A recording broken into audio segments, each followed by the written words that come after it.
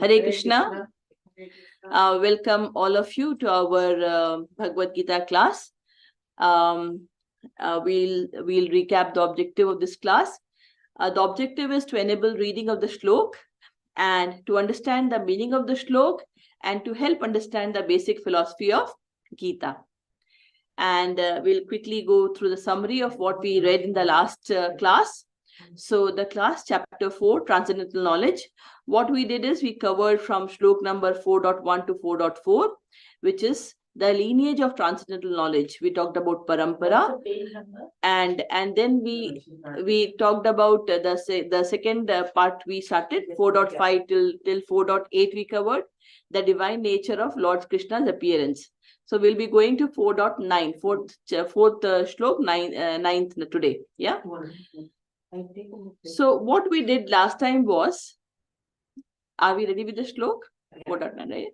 What we did last time was we started this chapter, transcendental knowledge, by Krishna speaking this knowledge to Vivaswan. And who is Vivaswan? He is the sun god. And Krishna said that he has given in the disciplic succession, the first time he gave knowledge to, he started with Vivaswan. And from there it passed on to Manu, and from Manu to Ikshvaku. That's what we learned last time, right? And then finally it went to Raj Rishis, the kings who are like Rishis, and that's how the knowledge transcended from one to another. So Arjun was surprised and he asked, Sun God is born much before you. We saw that it was, it was spoken at least many years, millions years back. So Arjun is wondering that sun god is so senior to you, then how did you speak to him? Yeah. Then Krishna said that I remember all my appearance, O Arjun, but you don't. Yeah. And I'm unborn, I'm eternal, and I'm the Ishwar of all the living entities, right? And I come down as and when I want to come down, right? And then he explained that yada hi dharmasya glanir bhavati bharata, and then he's explained when does he actually transcend or manifest himself. It is whenever there is he transcends himself. And then why does he transcend? Paritranay sadhuna vinashaya cha dushkritam dharma sansthapanarthaye Sambhavami Yuge. And that's where we ended the last class, right? So we'll start today the class with the 9th shlok. Yeah. Hope everyone is ready with the 9th shlok. Yes. Yeah. So we'll start with that. And 9th and 10th shlok, it talks about if we understand what Krishna told in the last time about his he's unborn and he's imperishable and he's the Ishwar of all living entities. So when we know about it, then yada hi dharmasya, whatever he told, then he says if someone understands, so what is the results of properly knowing Krishna's appearance? That is what we are going to understand in 4.9 and 10th, right? So let's read the shlok 9th. जन्म कर्म च मे दिव्यम एवं यो वेति तत्वतः तत्वादेहं पुनर्जन्म नैति मामेति सोऽर्जुन जन्म कर्म च मे दिव्यम एवं यो वेति तत्वतः त्यक्त्वा देहं पुनर्जन्म नेति मामेति सोऽर्जुन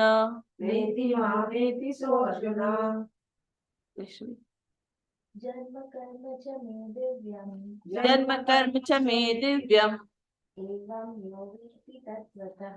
एवं यो वेति तत्वतः त्यक्त्वा देहं पुनर्जन्म Neti mameti soarjuna. Yeah. So Krishna says Janma, that is appearance, right? And karma, my activities. Cha is and, me divyam. Divyam means it is divine. My appearance and my activities are divyam. It is divine. Evam yo veti tattvata. Tattva is the main thing about that. If someone can understand the tattva about my birth and my appearance and my activities. Tyaktva deham. Tyaktva means to leave.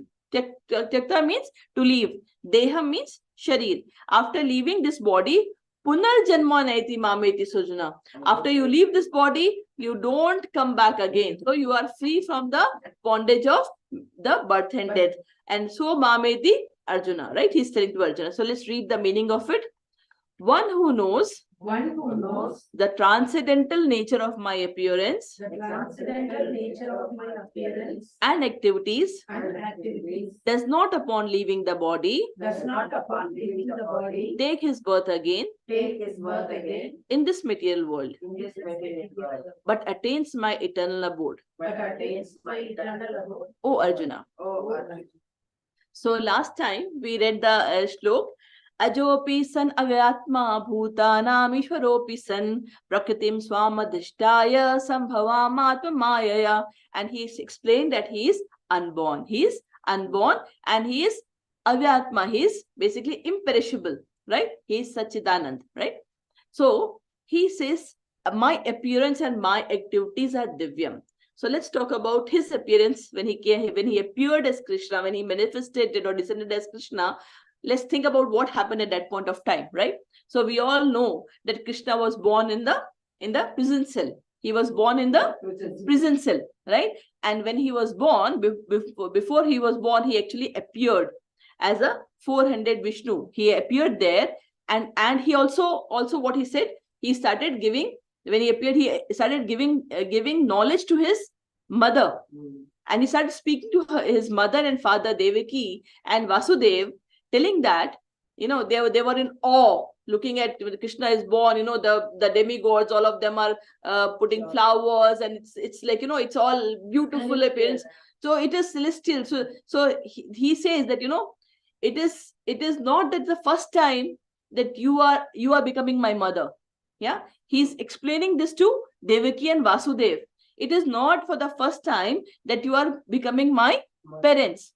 Before this also, in Satyug, Devaki, you were born as Prishni, and Vasudev was born as Sutapa. He was born as Sutapa, and I was born to you as Prishni Garbha. Yeah. And what had happened is Prishni and Sutapa, they had actually worshipped Vishnu a lot. They had worshipped Vishnu, and when actually they did lot of austerity.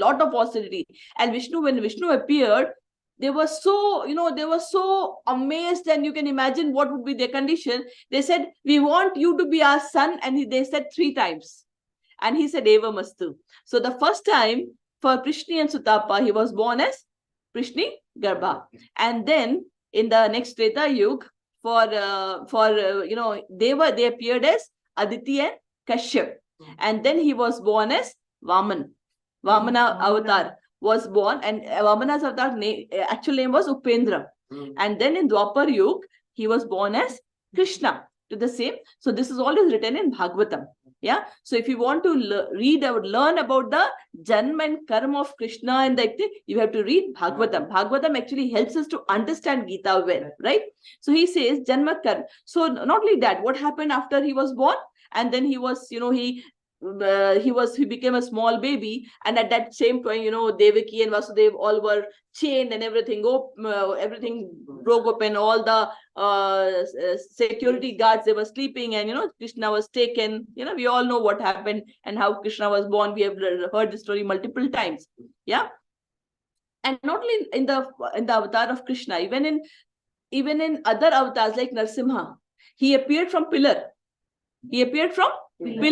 And when he was born as Varaha, one of his avatars is Varaha. He was born from the nose of Brahma, right? So basically, it is so divine. You have to, when you really understand those activities, Janma, appearance of him, and karma, activities. We know the stories of Krishna. When he was just few days old, he killed Putana.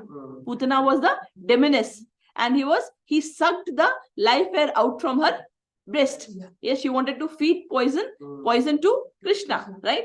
And then we know in 3 months he killed another demon, Trinetra. Then later we know what happened when Kalia Nag came. Kalia, he danced on the 1,000 hoods. We can't even dare to go near the Kalia Nag. And what he did, he actually danced on the hoods of the serpent, right? And then what happened? He, at the age of very little, 7-8 years, he actually held Govardhan Hill on his little little finger. He actually lifted the Govardhan Hill, isn't it?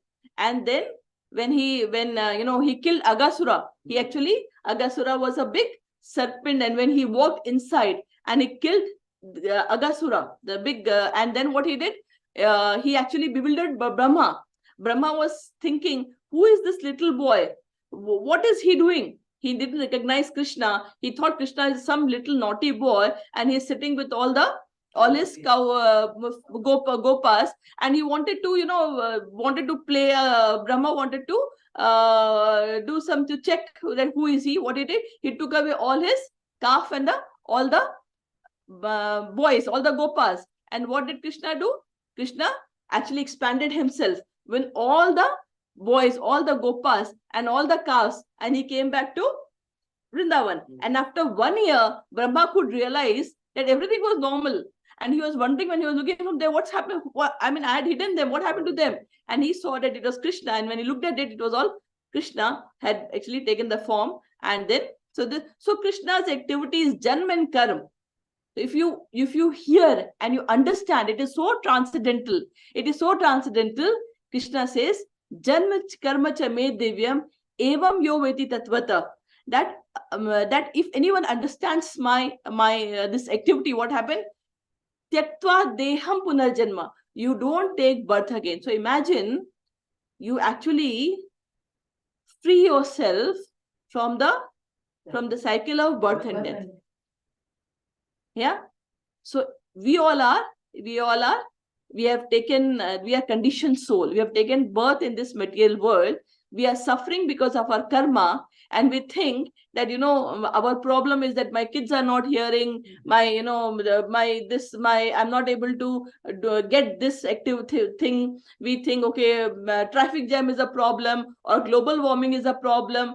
But actually, the real problem with which all of us are suffering is birth, death, old age and disease. This is a real problem with which we are suffering. And many of us don't even know it. We think we are here, we enjoy, let us have fun and go away and again come back. So we don't even have a realization that what is our real problem.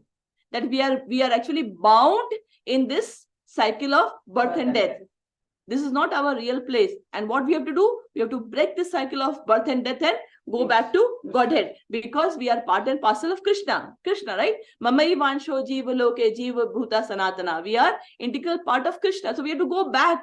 But then we are not even aware, isn't it? So Krishna says that those who understand, and from where will you understand? Read Bhagavatam.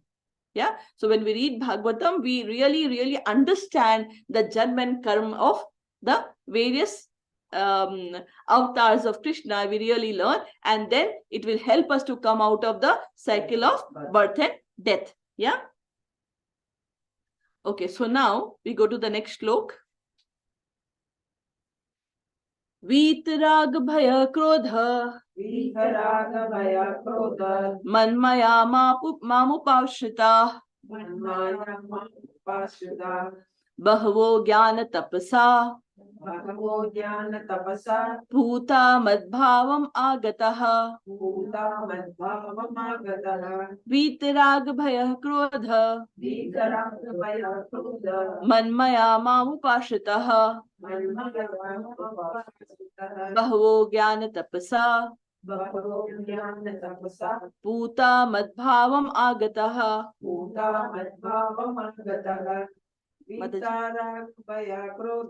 Vitarag bhaya krodha manmaya mamupashritaha bahavo jnana tapasa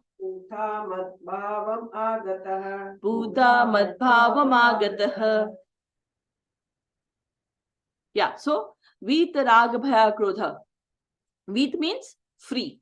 Veet means free. Free from what? Rag. Rag means attachment.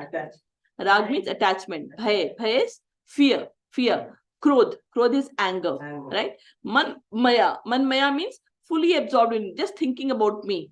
Mam upashrita. And upashrita means refuge. Take refuge in me. Come to me.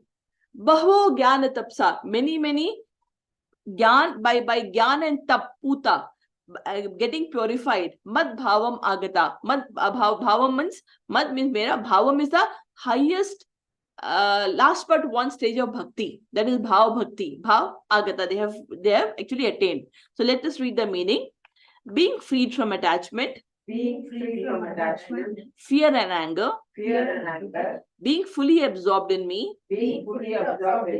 And taking refuge in me. Many persons in the past.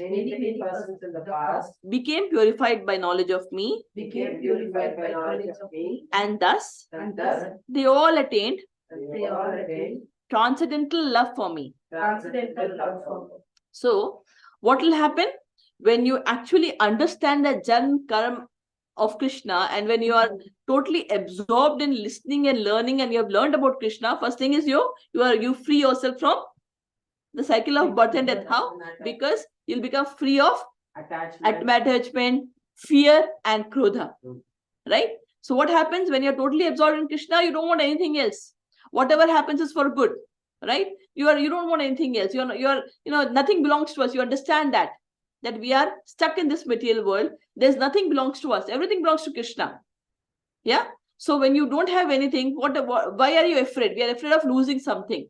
When nothing belongs to me, what will I lose? Right? So there's no fear. There's no krodh. Why do we get krodh?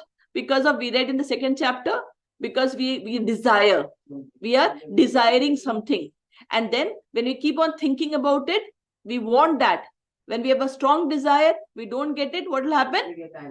After all the cycle that we learned, finally what happens? We start getting angry because our expectations are not met. But when you have your expectation, desire, everything is Krishna. Yeah. So no attach. So basically, what Krishna is saying, yeah, that Veet Rag Bhaya Krodha Manmaya Mamupashita. Mamupashita is just thinking about me. What has happened? Bahvo Jnana Tapsa. Many people, by their tap, by their austerity, they have actually got purified. Puta means purified. They have got purified. And by getting purified, what they have got? They have got bhavam. They have got transcendental love for me. And by that, because of thinking about me always, taking refuge on me always, what has happened? They have developed love for me. And by that, they have come to me. And that is how you can come to me. This is what Krishna says. Hare Krishna. Now, the Krishna, the creator and culmination of all paths. Okay. The next shlok we'll go to is shlok number 11. Ye yatha mam upadyante tam tathaiva bhajamyaham mama vartaman anuvartante manushya partha sarvasha ye yatha mam prapadyante tam tathaiva bhajamyaham mama vartamanu vartante manushya partha sarvashah Ye yatha mam prapadyante tam sathaiva bhajamyaham mama vartamanu vartante manushya partha sarvashah. So we'll take the first line. Let's read the meaning first. As all surrender unto me, I reward them accordingly. Everyone follows my path. In all respects. O son of Pritha. Yeah. So now let's read the first part. Ye yatha mam prapadyante. Prapadyante means surrender. Prapadyante means surrender. Ye yatha mam prapadyate, the way as you surrender unto me, as your degree of surrender is towards me, tam sathaivaja, I will accordingly, I'm not partial, I'll accordingly reward you. That is the first sentence. That's the meaning of that. The way you are surrendering to me, accordingly I'm going to give you the results. Very, very fair, right? So he talks about degree of realization. Yeah. So Krishna is the absolute truth, the supreme personality of Godhead. Now this can be explained in, the absolute truth is can be achieved in 3 levels. What are the 3 levels? Brahma, Paramatma and Bhagwan. They are the 3 levels by which the supreme personality of Godhead can be known, the absolute truth can be known. So in Bhagavatam, there is a shlok. We'll go to the next shlok. There's a, it's not there. It says in Bhagavatam, there is a shlok. Vadanti tattva, with this tattvam yajjnanam advayam brahmeti paramatmeti bhagwaneti shabdet. It explains that the absolute truth appears in 3 forms. One is Brahmasmi, like Brahma. Then this is Paramatma and Bhagwan. Now, all this 3, there are 3 different levels. There are 3 different Brahma, Paramatma and Bhagwan. There are 3 different levels. And the way you are surrendering accordingly, you will understand. So I'll give you an example. By that example, we'll try to understand, and then we'll come back to this particular description, right? Suppose you're traveling by a train or a plane, and you're seeing a mountain. Yeah. From far, the mountain looks all green. The mountain is looking all green, right? Now, when you come closer, you see that mountains also have some trees. Different types of trees are there on the mountain, right? You see that the mountain has different types of trees, right? But when you come very close to it, you see their huts, their people, their animals, and they are moving around. Yeah. So when you are still far, so God could be, this 3 levels can be explained by this example. Yeah. When you are far, when you have not surrendered enough, you will understand God as a Brahma, that he is a light. You will see it as a light. Yeah, you'll see it as a light. The more you surrender, you will actually start going inside, start getting more known what it is. And then you will realize that God is actually sitting in our heart as a super soul, as a Paramatma. But when you still go deep into it, you will see that is actually a Bhagwan. So these realization comes the more you surrender. As and when you surrender, and the more you develop the relation with God, and the stronger the relation with God is, the more you will be able to understand. And Krishna says in the 10th chapter, 8th shlok, he says that the more you surrender to me, I help you. The 10th shlok, he says, the more you surrender unto me, I help you to basically open, to show you the way so that you can understand me more. It all depends upon your surrendering level. It all depends upon your surrendering level. Understood? So this is a vision. Basically, these 3 things are vision.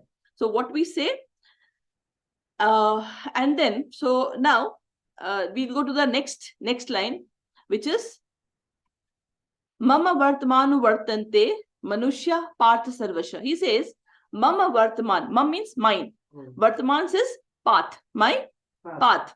Huh? Anu Vartante follows. Manushya. All men, all people actually follow my path. Sarvasha means always path. O path is Arjun. O Arjun. Second line he says, actually everyone follows my path. Yeah. How will we see that? So if you look at people, you can divide the people into 2 parts. One is a materialistic, one is a transcendentalist. In general, people are materialistic. Right? Yeah. And when they are materialistic, what happens? What happens is They are, what is a materialistic looking for? He's looking for pleasure. He's looking for pleasure. Right? And we think, okay, I go and do this, I'll get pleasure. Right? Right? So that is the common way we think life is. Yeah, we want to eat something, we want to go and eat something, and oh, okay, if I have this, maybe if I buy a house, I'll have happiness. I buy a car, I'll have happiness. I go and travel this, I'll have. So we are pleasure seeker. Now, pleasure seeker could be in different levels. When we don't get pleasure in something, many people go to alcohol, thinking they will drink and they'll feel happy, right? And then so what is happening? They are basically, everyone is trying to seek pleasure. Now, what is Krishna? Krishna is Satchidanand. Sat is eternal, Chit is all knowledgeable, and Anand is blissful. So he is a complete pleasure. Yeah, but because the materialistic don't know, they are seeking pleasure here and there. Now, what will happen? Either they will come across some devotee, and maybe through that they may get into transcendental path and learn. And if they have self-realization, they will move and try to learn that. So finally, they may go towards transcendental learn, then they may talk about Brahma, they'll start knowing about Brahma, then they'll know about Paramatma, then they'll talk about, slowly their path. And after many, many millions of births, they will come to know accordingly. Depends upon basically, it all depends upon how much scriptural knowledge you are reading your scriptures and how much you are in doing satsang, where you are getting to know these things. Because when you don't know, you don't know. Yeah. So again, it is your karma because of which you get. So it is a bliss when you get some devotees through which you can start learning this. So this may happen, and the materialistic may seek a permanent pleasure. Yeah. Otherwise, what will happen? So this is what the way. Otherwise, he will seeking pleasure. Money is there, pleasure. In the end, okay, I've got everything. I'm still not happy. Then what? Either they will go to greed, something, or they will go to intoxication. That's what happens. Yeah, and they will fall down. So pleasure, they are seeking pleasure, but actually what will happen finally? Either they cannot get pleasure on this material world because everything is temporary and nothing is permanent. Right? So if the materialist, they are looking for pleasure, that's why they're looking. That is a real thing, but they don't know. Yeah. So indirectly or directly, they're looking for pleasure. Pleasure is basically Krishna, which they don't know. And if they don't know, these are the other options that will happen. A transcendentalist in the other way, what will happen? A transcendentalist, even in Gita, when we are reading, we have different paths are there, right? There's a Gyan marg, there is a Dhyan marg, there's a Bhakti marg, there's a Karma marg, right? So normally the Karma marg is more materialistic, yeah. But Karma with detachment and offering to Vishnu is Bhakti, is basically more of is towards transcendental, right?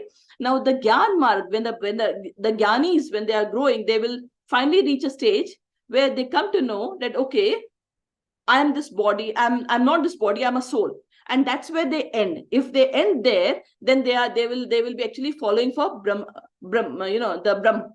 So the effulgence of the God. But the yogis, they go further down to the Brahm. They believe that there's something within more than Brahm, and they still start looking for. They still continue their search, and then they come to the stage where they realize the super soul is actually sitting in my heart. And when they reach to that stage that is sitting in my heart, then they basically start meditating on the super soul sitting in the heart, and they leave it there.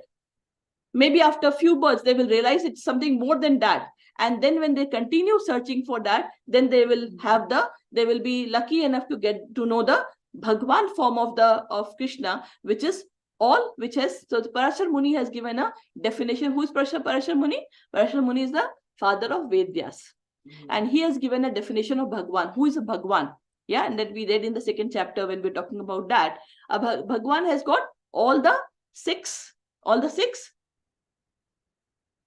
Okay, so he has got six, characteristics that is there. Yeah, so he is all knowledge, all beauty, all wealth, all strength, all fame, and after everything he has all renunciation. Everything is there, but he doesn't want anything. So this is what he is characterized as Bhagwan. That is a definition given by Parashar Muni. So this is what we talk about. So this is ye yatha mam prapadyante tam sathaiva bhajameham. As and when you, the way you will actually surrender unto me accordingly, that is how I'll reward. Yeah. And mama vartmano vridhe manishya patharaja, and everyone is actually looking for me directly or indirectly, right? So here there's an example again we can talk about is, to understand the three Brahm and stages of thing. You can compare it with sun. Yeah, sun has sunshine. Sun has sunshine. It has a sun body, sun disk, and then it is sun god. These are the three stages. So when the people who are thinking about Brahma, they are actually equating it to sunshine.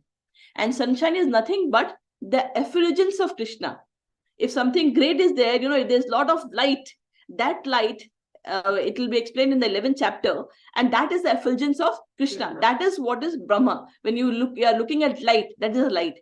When you go more near, it's like, when you go beyond sunshine, when you see there's a sun body, that is the Paramatma form. And then the sun god itself, yeah, that if equate, that is Krishna. So this is the three form. Yeah. Now we go to the next shlok, which is 12th. Kangshatah karmanam siddhim yajantah ihi devata Shipram hi manushe loke siddhir bhavati karmaja Kangshatam karmanam siddhim yajantah ihi devata Shipram hi manushe loke siddhir bhavati karmaja. Mataji.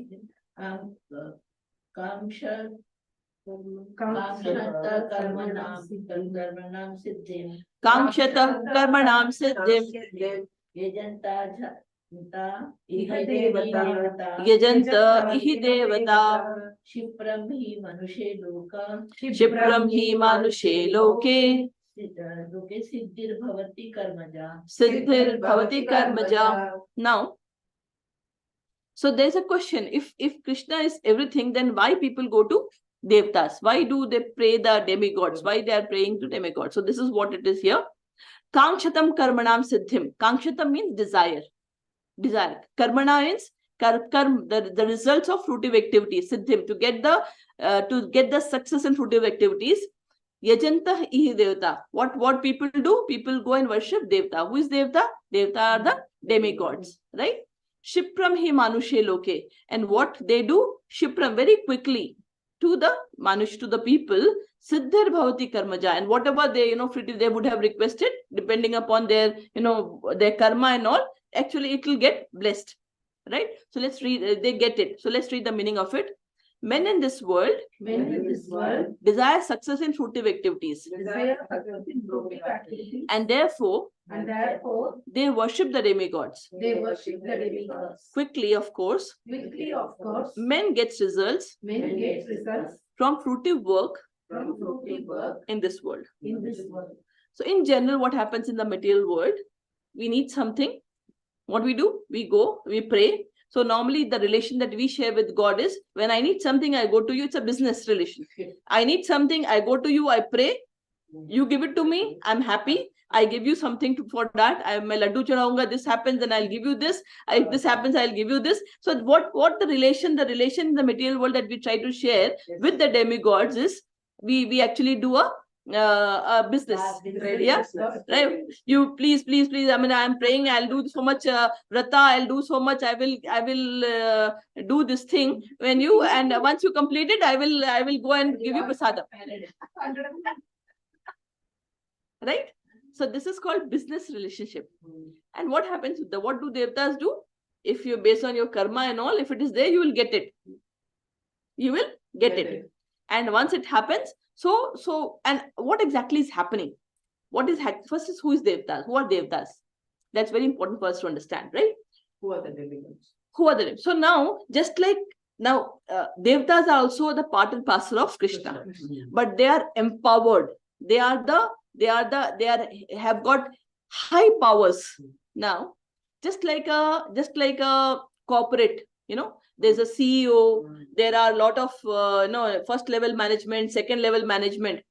So imagine, for running a company, when you need such a hierarchy, for running a universe, what hierarchy, how much hierarchy you'll be needing, right? So what happens? We have different departments, and the head of different departments are the demigods, are the devtas, right? So for example, I also keep Saraswati Mataji always there when I'm speaking, so that she can bless me and I can speak, right? So for Vidya, we have Saraswati, right? For money, we have Lakshmi. So for everything, you see, we have for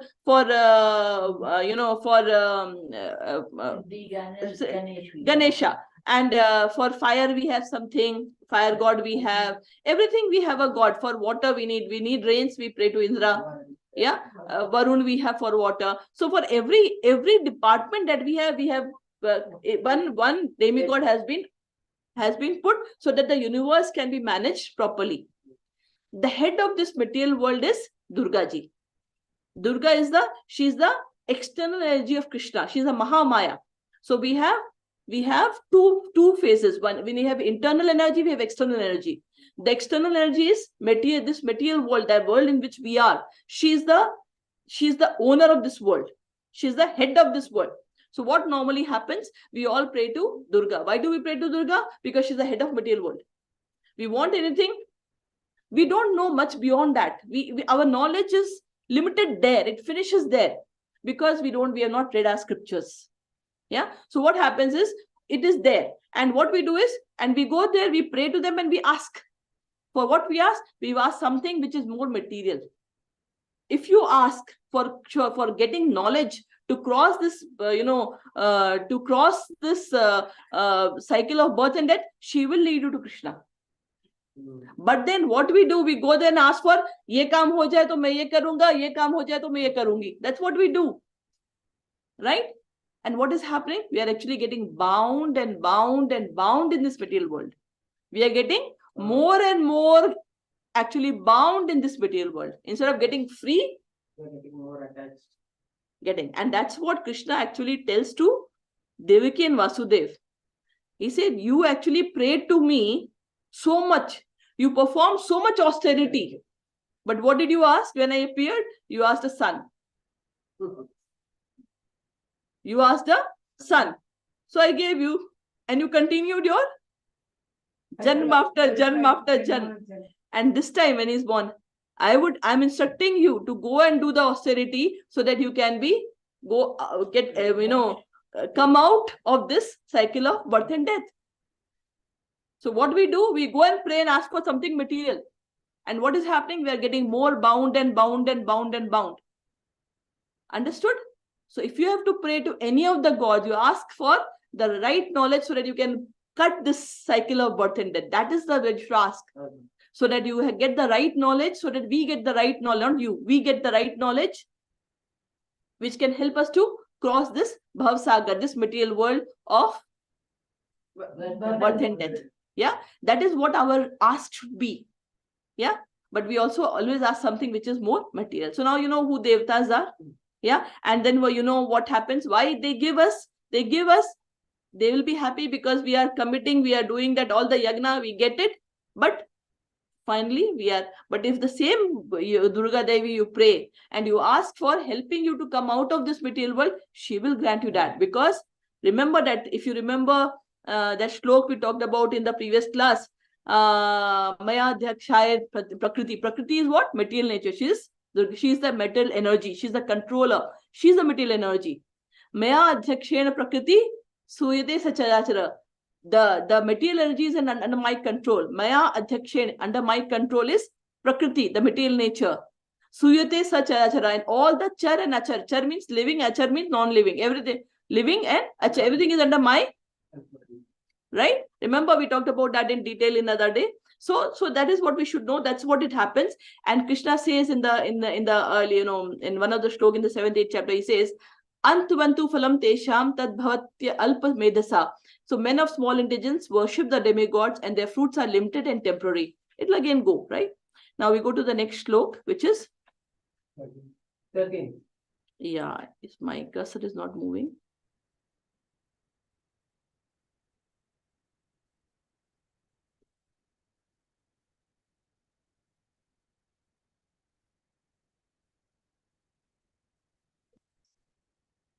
ये हटाना पड़ेगा.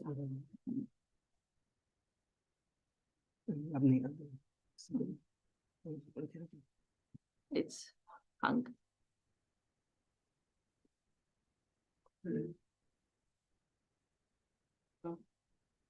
Yeah, done bit. Yeah, it's okay. We are in 13 now. Yeah. So let's read that.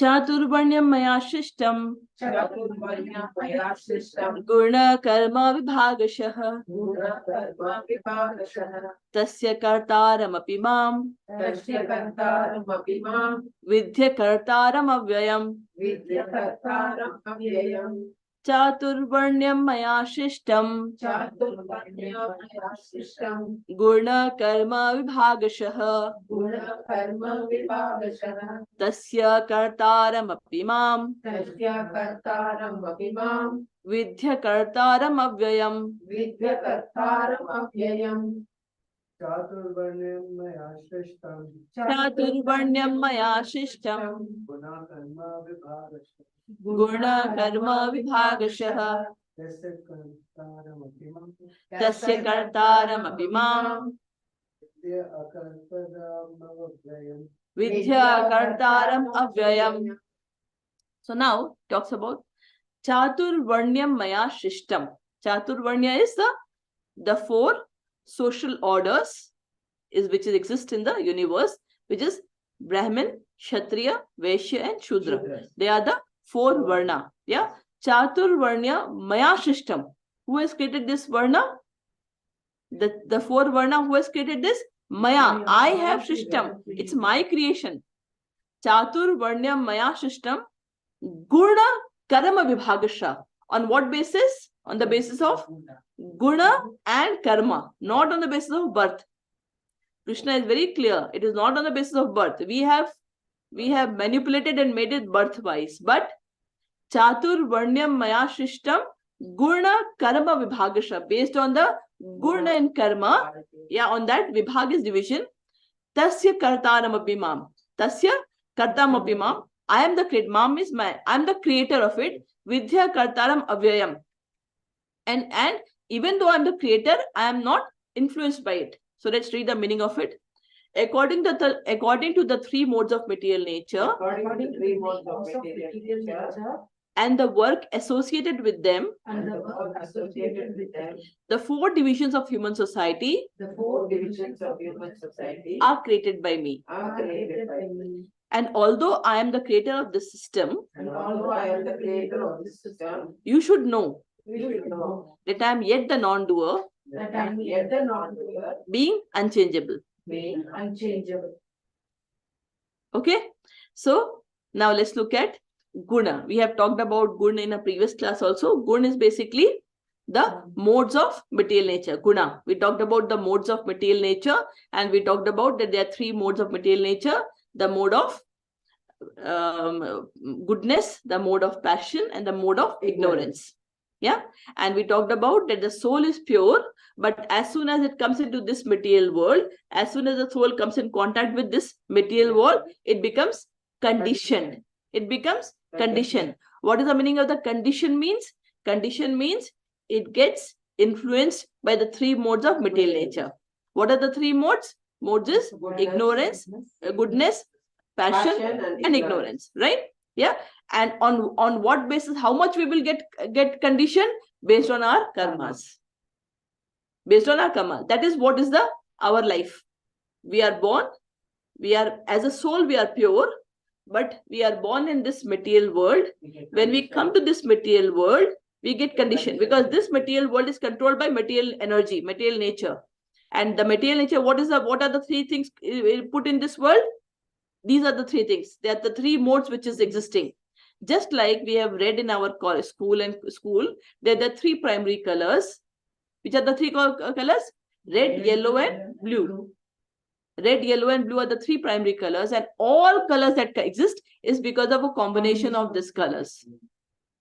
Similarly, there are three gunas which exist in the Prakriti, in this material world, controlled by material energy, and these three things in each and every human being, living entity, whether it's a human, they are influenced by these three gunas in different proportions, in different degrees. Everyone is unique in different degrees, and how? Depend upon their guna, right? Now, what is Chaturvarnya? Chaturvarnya is a, so if you look at the universe, it's divided into social order and spiritual order. Social order is what Krishna is talking about, that the social order is the four orders: Brahmin, Kshatriya, Vaishya, and Shudra. Yeah. Now, based on the gun and karma, karma is the work. Everyone is expected to have some work. So we'll talk about that in the next flow. But Brahmin has an activity to do. So the work of the Brahmin is to help the spiritual knowledge, to help the society to grow spiritually. The Kshatriya is to administer. Vaishyas is to do business, and Shudras is to work. All of us who are there in this material right now, we all are Shudras. We just work. We don't do anything else. Yeah. So that is how we have become, right? But when Krishna created, he created the social order into four form, and it was not by birth. It was based on your gun. Gun means at what level you are and what you are doing, and what is the karma. So we will next 4 shloks we'll read about the karma. This is actually the shlokas I have taken from the 18th chapter. When we read the 18th chapter from 41 to don't see, I'll just talk about it. From 41 to 43, the shloks talks about the work of each. So the next shlok, let me just take it. The shlok 41 is Brahman, Kshatriya, Vaishya, Shudranam cha Parantapa is Arjun, Karmani Pravibhaktani, Sabhava Prabhair Guna. Yeah, it means Brahman, Kshatriya, Vaishya, and Shudra are distinguished by the qualities born of their own natures in accordance with the material most or chastiser of enemy. And then he goes in 42, he talks about the nature of each. And he says, Shamo Damah Tapah Shocham, Shanti Rajam Evacha, Jnanam Vijnanam Astikya, Brahma Karma Subhavajan. What is the quality of a Brahmin? Peacefulness, self-control, austerity, purity, tolerance, honesty, knowledge, wisdom, and religiousness. These are the things which are the qualities of a Brahmin. These are the natural qualities by which the Brahmins work. And then he talks about Kshatriya. Shauryam tejo dhritar daksham yuddhe chapya palayanam danam ishwaram abhasya shatram karma subhavajan. Heroism, power, determination, resourcefulness, courage in battle, generosity, and leadership. They are the natural qualities of a Kshatriya. And then he says, Krishi Gorakshamanijyam Vaishya Karma Subhavajan Parichayatmakam Karma Shuddha Syapi Subhavajan. Krishi, farming, cow production, and business are the natural work of the Vaishyas. And the Shudras, they are labor and service to others. Yeah. So the 4 social orders are based on these qualities. There has been king, if you read the Bhagavatam, there have been king for the first 9 became a Brahmin, the next 20 became some numbers became king. So this is how it is there. This is how. So Krishna says, I created the social order so that based on the guna and karma of the thing, right? And then so this is a social order he created. Now this is true everywhere. This is not for India. If you look at anywhere in the universe, you will find 4 types of people. Yeah. If you observe any part of the world, you will find 4 types of people. One type of people are actually trying to give knowledge so that you can spiritual knowledge. Yeah. One type of people. So those people are actually gets classified under Brahmins. You will see another class of people who are actually, they are more of leaders. they are leading some company, they are leaders, they are more of something like Modi. Yeah, they are leaders, of the country and all. They are more of Kshatriya. They are like basically gets classified as Kshatriya. Yeah. Then there are business people, the leader of the business corporate houses, Ambani. Yeah. So what are they? They are actually Vaishyas. So that is by nature they are like that. And rest of the people, what we do, we serve, we work, and we get money. So we all are Shudras. Got it? So these are the four. So Chaturvarnya Maya system, Guna Karma Bhagasha. Now we have understood this one. Now, just like Varna, there are 4 ashram. Now Varnashram is Sanatan Dharma. What is Sanatan Dharma? Sanatan Dharma, we say we are Sanatanis. So the Varnashram system is the Sanatani way of living. So we talked about Varna till now, we didn't talk about ashram. Ashram is, what are the 4 ashrams that we have? Brahmacharya, Grihastha, Vanaprastha, and Sannyas. These are the 4 ashram which is there, created, right?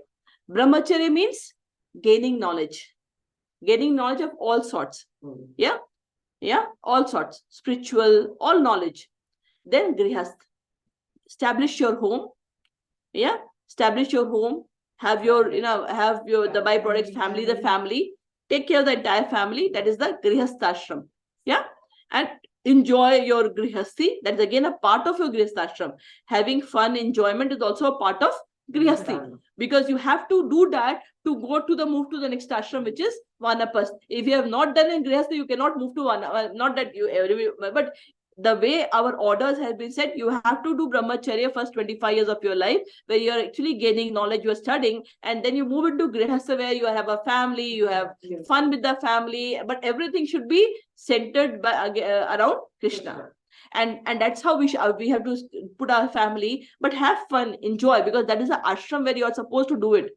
And when you finish that, by the end of your ashram, you'll realize that now you must go to Vanaprastha ashram, where you have to think about God. You have to spend more time with God, less time with people, but more time with God. And sannyas is when you close all your attachments. So that now, what is this Sanatan Dharma and what is this Varnashram Dharma? The Sanatan Dharma has been constructed by this Varnashram Dharma has been constructed in such a way that it by nature helps the soul to move from birth towards the spiritual and go towards the Godhead. The way our ashrams are constructed, that we gain knowledge, and during the knowledge we also gain the scriptural knowledge, all the knowledge, 360 knowledge we take, we get that one, and then we move. So it has been such that when you are a grihast, you are supposed to perform yajna, you are supposed to give a lot of donation to the other to the sannyasis or to the temples, so that they can also spread. Yeah, so all those are the responsibilities of the grihastha, so that you can flourish that. You are supporting the brahmacharya, you are supporting the vanaprastha also. Yeah, so our Sanatan Dharma or our Varnashram Dharma has been considered in such a way that we by default move and spiritually forward.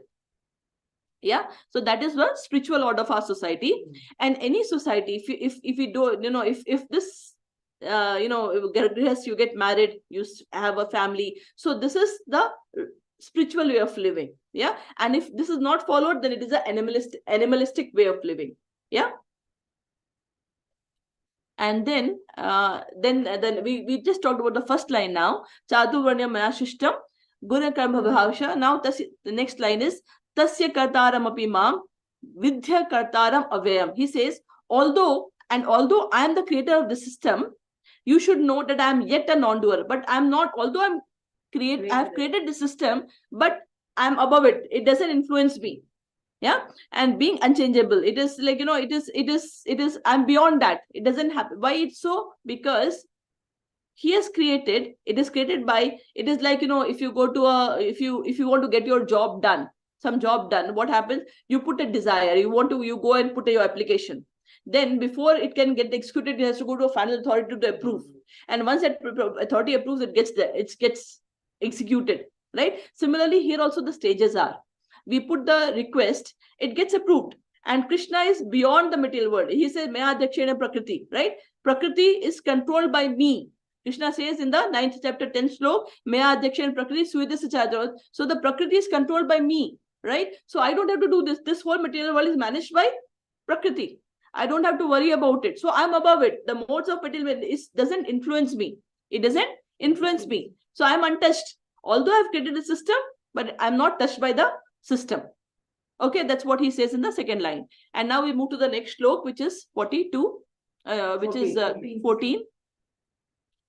Namam karmani limpanti, Nama karmani limpanti, na me karma phale spriha, na me karma phale spriha, iti mam yobhijanati, iti mam yubhijanati, karma bhirna sabadhyate, karma nirna sabhadyate, namam karmani limpanti, nama karmani limpanti, na me karma phale spriha, na me karma phale spriha, iti mam yobhijanati, iti mam yubhijanati, karma bhirna sabadhyate. karma nirna sabhadyate. Papa, try करेंगे. Mini. Namam karmani limpanti. Namam karmani limpanti, Name karma phale spriha. na me karma phale spriha, Iti mam yobhijanati. iti mam yobhijanati, Karma bhirna sabhadyate. karma bhinsa sabhadyate. We read the meaning of it. There is no work that affects me, There is no work that affects me, nor do I aspire for the fruits of action. nor do I aspire for the fruits of action. One who understands the truth One who understands this truth about me about me and also does not become also does not also does not become entangled in the fruitive reaction of work. become entangled in the fruitive reactions of work. So he says here, in short, that he is above the modes of material nature. We jivas, we living entities, we are conditioned soul. We are actually bound with this, and whatever karma we do, we have a reaction, and we have to suffer or enjoy that reaction, whatever we are doing. But Krishna is above the mode of piti, because that is Maya Adhyaksha Prakriti. It's under my control. It's my external energy. Yeah, so I'm above that, and none of the work can bound me. Yeah, it is beyond that. Yeah, and an example could be, a king. King creates the law. Everyone follows the law. He may or may not create, although he should. But the thing is, king is above the law, right? It's like that. So basically, he is beyond the material mode, beyond things. So nothing. He doesn't need anything. We don't have much time, so I'll not go in detail about this slok, and we will go to the next slok. 15th.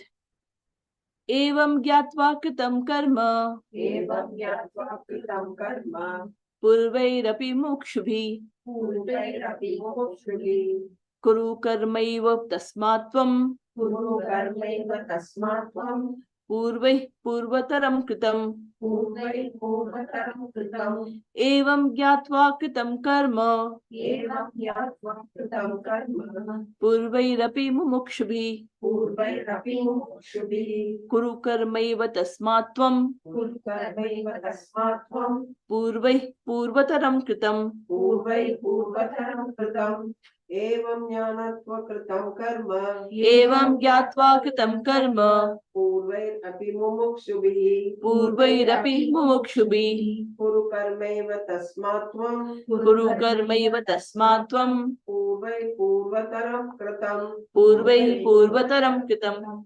Mumukshubhi means liberated. So he says, Evam Gatva, all the knowledge he has given till now, by knowing these knowledge, that's how Purapi, in the ancient times, the liberated souls, they have done like that. They have done all these things. So what happened? He says that you also follow the path of those rishis so that you can get liberated. So we read the meaning of this.